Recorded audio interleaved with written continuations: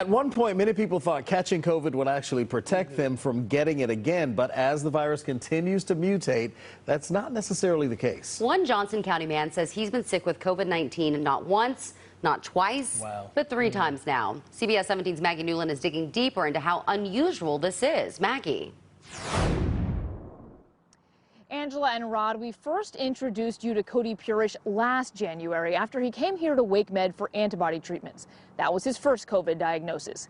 Now he can hardly believe he is dealing with the virus for a 3rd time.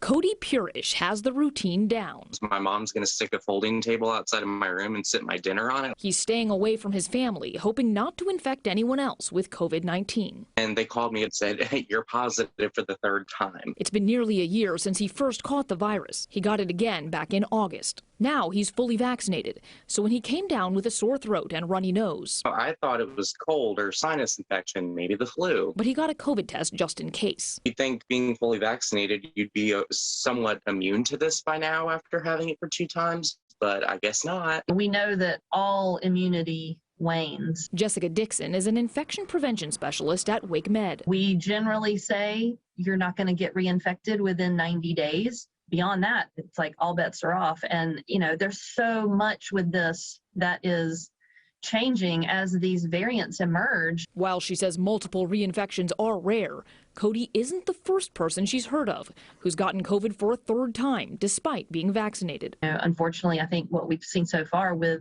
the Omicron variant is that it is better at evading some of the immunity that you have. This is a very risky time. There is more COVID out here now than there's ever been. Still, she says vaccines are keeping most people out of the hospital.